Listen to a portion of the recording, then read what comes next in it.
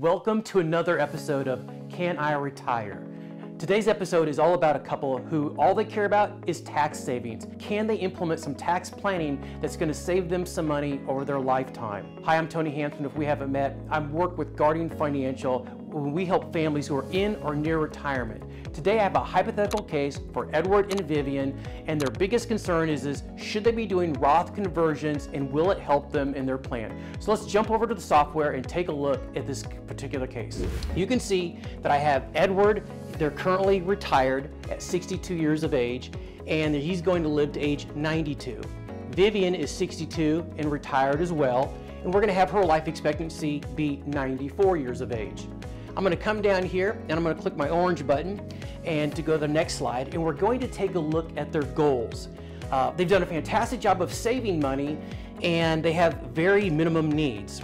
We've got needs of $60,000 a year. Very modest. Their Social Security is going to cover half of that, and with their portfolio size here, this is not going to be a problem at all. We didn't have any wants, we didn't have any wishes in this particular case study, but they certainly could dip into those assets. It's not going to be a problem. So we'll go up to the top and let's take a look at their investable assets so we're all on the same page for this hypothetical case. You can see what I did is I put all the assets simply in Edward's name just to make this case easy to understand. So Edward has a Roth IRA of $150,000. Taxable assets, a brokerage account with stocks, bonds, mutual funds of $750,000, and then he has qualified money, an IRA, money that he's not paid taxes on yet, of $600,000.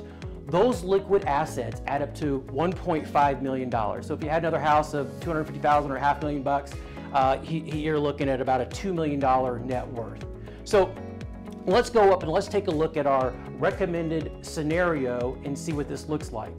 Obviously, with them having such low needs, they have a probability of success score, or retirement score that I'm always talking about, knowing is so important, of 99. Nobody can get 100%, not even Warren Buffett, but 99 is the highest score you could possibly get because they're living well within their needs. But what I do want to focus on is the tax planning. This is the biggest thing that they care about. Not so much Social Security, not so much about their investable assets. It's, should I be doing Roth conversions and how will that help our family over our lifetime? So let me set up this scenario or this screen so you can understand how to read it, what it looks like. If I start here from the far left, this light color blue represents their current Social Security. Now, I'm not saying I recommended for them to turn this on. A lot of times it can work out better if you defer the Social Security and start doing some Roth conversions early. But in this scenario, I have it set up to where the Social Security is turned on early at the age of 62, right when they're retired. You can see if I scroll over here to the right just a little bit, that Social Security slowly goes up due to the cost of living adjustments. Now, the dark blue line, it represents our taxable investment earnings. And the reason this is important to understand is you can see that some years it's a little bit lower, some years it's a little bit higher. This is based on our 500th trial. The software is running 1,000 different trials or scenarios of sequence of returns. I don't want to use an average rate of return like so many other softwares, because I believe that the sequence of returns where maybe one year you get 5%, maybe the next year you're down 2%, maybe one year you're up 9%, the next year you're down 1%. It's all over the place. It's an unknown. So I don't want this to be an average. I want this to be flexible. So the next year in 2024, you can see that earnings were up. The following year, they still made money, but not as much based on that sequence of returns. Over here, you can see green columns. And the green column represents in the year 2035 or 6 that Edward needs to start taking his required minimum distributions. And we're going to see if we can't fix that here. So if I scroll down just a little bit, you can see I've set up 4 different strategies of him doing Roth conversions. Now, you can see they're all over 5 years. I'm certainly not saying that he should definitely do a Roth conversion over 5 years. Maybe 7 years, maybe 10 years for some people. Maybe you can do it in 1 or 2 years. Everybody's scenario is different. I just, again, wanted to keep this hypothetical case for Edward and Vivian as simple as I possibly could. So let me show you how I set this up. And if I click over here on my edit button, you're going to see that again, that he's got $600,000 in qualified IRA money. This money's never been taxed, recall. and we're going to convert this over this 5-year period. And down here, he says, listen, I will go up to the 22% tax bracket, but I don't want to go to the next bracket, even though it's only 2%. Again, just keeping the case very simple to understand. So I'm going to hit the cancel button, and we're going to go back and see what doing this over a 5-year period of what it looks like. So if you take a look, we're back to the main screen. We're going to hit the include button. And now you're going to see some yellow lines that pop up, and they represent our Roth conversion. So you can see in the first year it's about $116,000, but if we take a look in 2024, the next year over, it's not quite as much. So why is that? Well, it's simply because we had a great returns in those particular year, and our investable assets were higher, so we could only convert less to remain in the 22% tax bracket. So this is why it's so important every single year to get with your wealth planners, your wealth managers, because the laws changes, your personal scenario changes.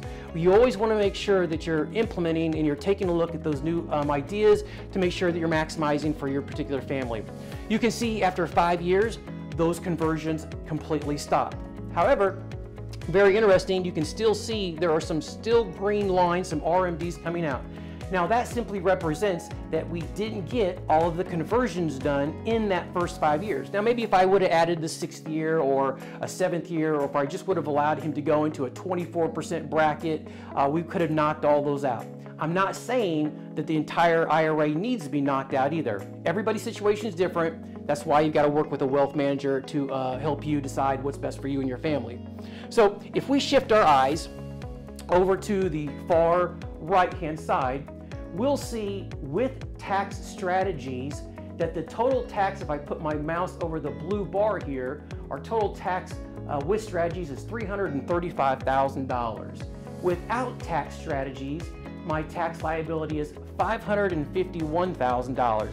Now, thank goodness the software is nice enough to calculate the difference between the two for me, and it shows that Edward and Vivian's lifetime tax savings in this scenario is $215,000. So not too shabby. So it definitely looks like doing some Roth conversion could definitely help both of them out. So let's go one step further and let's take a look. If I come up to the top, let's look at our end-of-life asset values.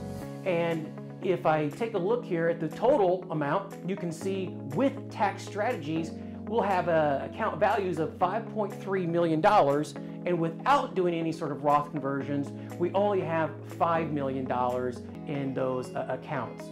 So an additional $300,000. So over $200,000 in lifetime tax savings, an additional $300,000 in account values at the end of life.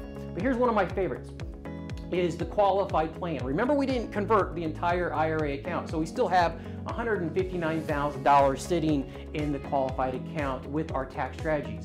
However, if Edward and Vivian, they do nothing, they have almost $1 million sitting in qualified accounts that still, in today's tax law, would all be liable in taxes to the beneficiaries. There's all sorts of law changes that may come over this time period frame, but I'd like to see us be the most efficient, tax efficient in this planning.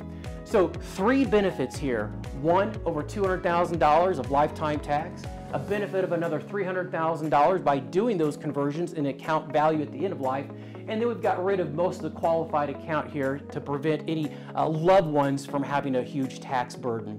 If you found this video helpful, today was just about trying to give you an idea of if it makes sense for you and your family to do Roth conversions or not. Maybe it is, maybe it's not, but having a software like this, having an advisor who help you make that decision is really important. Sometimes I find that people are chasing rates of return when they don't have to. We can find ways of just recapturing dollars that we're unknowingly and unnecessarily transferring away from our wealth. So if you found this video helpful, please like and subscribe. I'm going to put up here some resources for you to check out. And as always, please work with a licensed financial professional who understands your specific goals and dreams.